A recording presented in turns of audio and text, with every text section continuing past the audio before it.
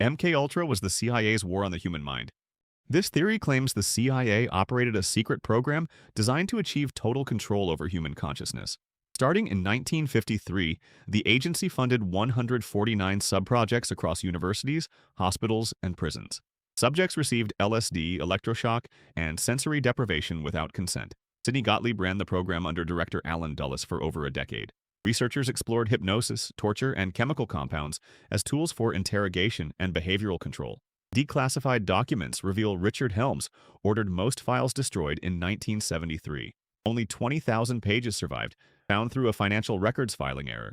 Senate hearings in 1977 exposed fragments of the operation. Even the surviving files suggest experiments far darker than the official record admits. MKUltra was not an anomaly, but a doctrine. Operation Midnight Climax turned brothels into laboratories. This theory claims the CIA ran a network of agency-controlled safe houses in San Francisco and New York to drug unwitting civilians with LSD. Prostitutes recruited by the agency lured men back to rooms fitted with two-way mirrors, hidden microphones, and surveillance cameras. CIA officers watched from behind the glass, taking notes and drinking martinis. George Hunter White, a narcotics agent, managed the operation from 1955 to 1965. The rooms were decorated to look like ordinary apartments. Subjects never learned they had been dosed. Former agents claim White wrote in his retirement letter that he was the luckiest man alive. The program produced no usable intelligence, only victims. Midnight Climax reveals the CIA treated American citizens like lab animals, too. By the way, if you guys want to subscribe, I'm going to start posting a lot here, thanks. Anyways, Project Artichoke perfected the art of breaking a mind. This theory claims the CIA developed a program specifically designed to force confessions and control behavior through any means necessary. Running from 1951 to 1956, Artichoke combined hypnosis, forced drug addiction, and withdrawal to make subjects compliant. Interrogators used morphine, heroin, and mescaline in sequence to create dependency and then exploit it. Sessions lasted days. Subjects were kept in isolation, deprived of sleep, and exposed to extreme temperatures. Declassified documents confirm the program tested whether a person could be made to attempt assassination against their will. Artichoke operated in secret facilities across Europe, Japan, and the United States. Even Allied intelligence officers were used as test subjects. The program treated consciousness like a lock to be picked. Dr. Cameron erased memories and rebuilt them from scratch.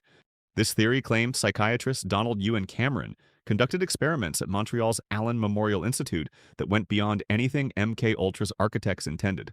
Cameron developed a technique called psychic driving, forcing patients to listen to recorded loops for up to 20 hours a day through speakers under their pillows. Patients received massive electroshock treatments, sometimes 30 to 40 times the normal voltage. He induced comas lasting weeks using barbiturates and insulin. Patients lost years of memory, forgetting their own names, families, and languages.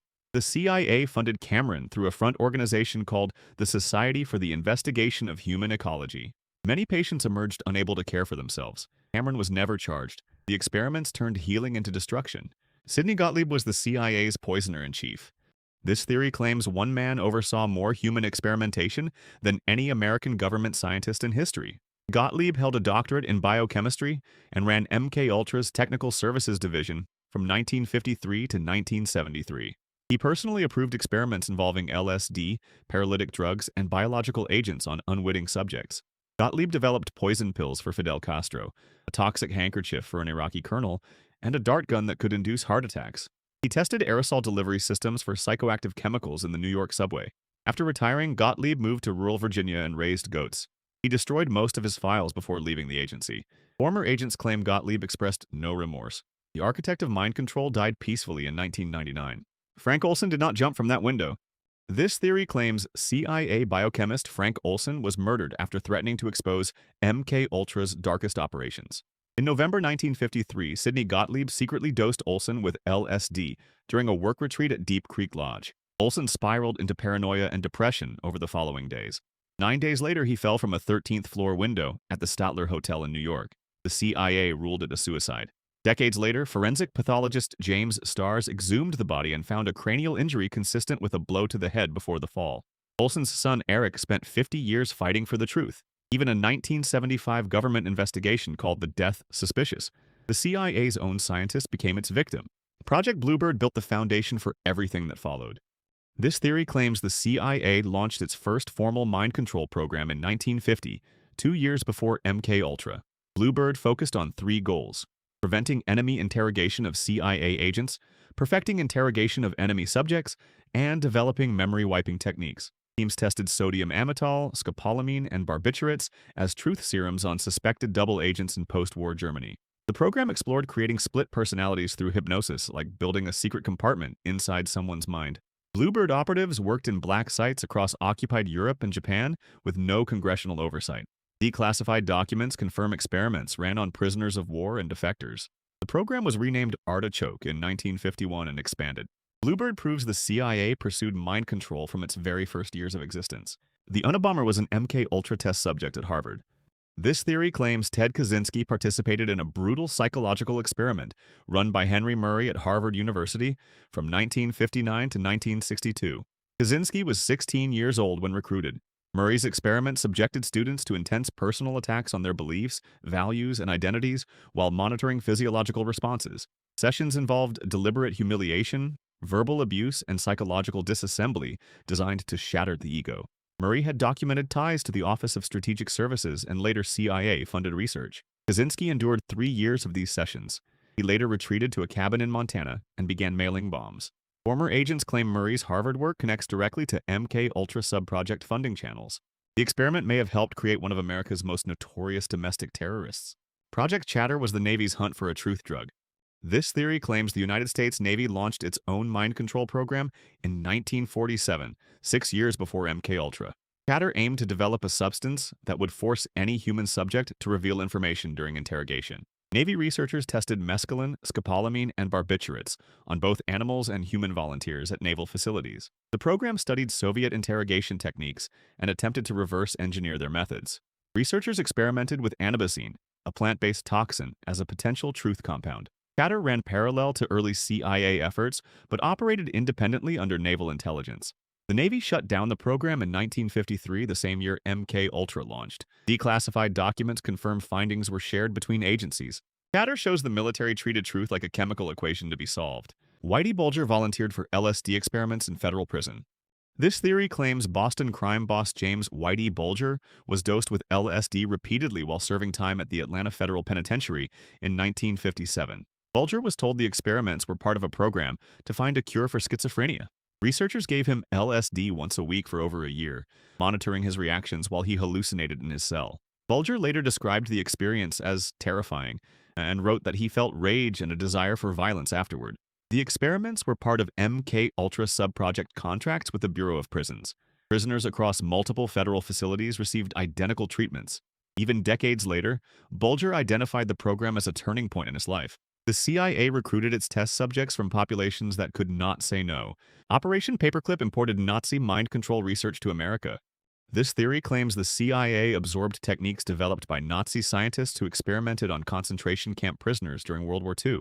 Under Operation Paperclip, over 1,600 German scientists, engineers, and technicians were brought to the United States between 1945 and 1959. Among them were researchers who had conducted mescaline experiments at Dachau, testing drugs on inmates to develop interrogation methods. Their findings on pain thresholds, coercion, and chemical compliance fed directly into early CIA programs. Kurt Blome, a biological weapons specialist, consulted for the U.S. military despite war crimes allegations.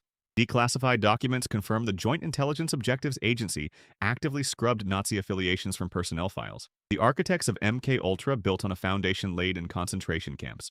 MK-Ultra used children as test subjects. This theory claims the CIA's mind control experiments extended to minors at institutions across the United States and Canada. Children at orphanages, juvenile detention centers, and state hospitals were given LSD, subjected to electroshock, and placed in prolonged isolation. Some subprojects targeted children specifically because researchers believed younger minds were more susceptible to behavioral reprogramming. Declassified documents reference experiments on subjects as young as 7 years old. Many children were wards of the state with no family to advocate for them. Researchers at institutions like the Fernald State School in Massachusetts fed radioactive materials to children as part of related government experiments.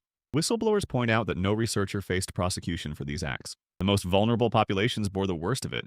MK Search continued MK-Ultra under a different name. This theory claims the CIA renamed its mind control program in 1964 to avoid growing internal scrutiny. MK Search inherited MK-Ultra's infrastructure, personnel, and objectives while operating under tighter compartmentalization. The program focused on developing incapacitating agents that could be deployed in the field, including knockout gases, disorienting chemicals, and psychoactive aerosols. Testing moved from universities and hospitals to military installations and overseas black sites. Researchers explored whether certain drugs could erase short-term memory after covert operations, creating agents who could not recall their own missions. MK Search ran until 1972. Declassified documents reveal the program's budget was buried inside unrelated defense appropriations. Even its termination report was classified for decades. The CIA did not end mind control research, it just changed the label. MK Naomi weaponized the mind control research. This theory claims the CIA developed biological and chemical weapons designed to disable, disorient, or kill targets, using compounds refined through MK Ultra experiments. MK Naomi ran from 1952 to 1970 under the Army's Special Operations Division at Fort Detrick. The program produced shellfish toxin, anthrax preparations, and delivery systems disguised as everyday objects like fountain pens, umbrellas, and walking canes. Agents could deploy fast-acting poisons that mimicked natural causes of death.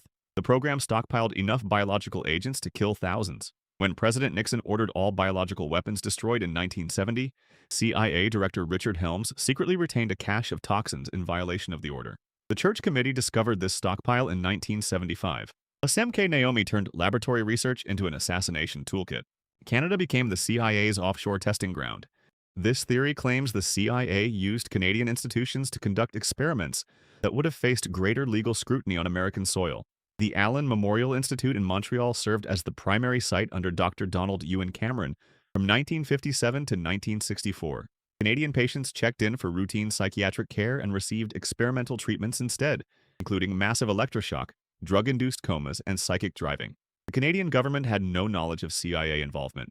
Patients lost decades of memories, motor skills, and basic cognitive function. In 1988, the Canadian government settled with 77 victims for a combined total of $100,000 each. Former agents claimed the location was chosen because Canadian oversight was weaker. Even the compensation acknowledged only a fraction of the damage. The CIA exported its cruelty across borders. The Stargate program proved the CIA never stopped experimenting with the mind. This theory claims the CIA ran a psychic espionage program from 1978 to 1995 that trained operatives to conduct remote viewing, the alleged ability to perceive distant locations through mental focus alone. The program operated at Fort Meade under the Defense Intelligence Agency with CIA funding. Remote viewers claimed to locate hostages, identify Soviet weapons facilities, and describe foreign military installations. One operative reportedly sketched a crane at a Soviet submarine construction site before satellite imagery confirmed it. The program cost $20 million over its lifetime. A 1995 review concluded the intelligence produced was too vague for operational use. The CIA declassified the program that same year. Stargate shows the boundary between mind control and mind weaponization was never clear. Enhanced interrogation is MK Ultra's direct descendant. This theory claims the CIA's post-9/11 interrogation program drew directly from research developed during its Cold War mind control experiments. Techniques used at black sites in Guantanamo Bay, including sleep deprivation, sensory overload, stress positions, and waterboarding, mirror methods tested under Artichoke and MK Ultra decades earlier. The Kubark Manual, a 1963 CIA interrogation guide, explicitly references research on coercion, isolation, and induced regression derived from agency-funded experiments. Psychologists James Mitchell and Bruce Jessen designed the enhanced interrogation program using frameworks rooted in learned helplessness research. Declassified documents confirm the CIA paid Mitchell and Jessen $81 million for their work. The Senate torture report found the techniques produced no actionable intelligence. The mind control experiments never ended. They just found a new war. If you enjoyed this, I'm going to be posting a lot here. I would greatly appreciate it if you could subscribe.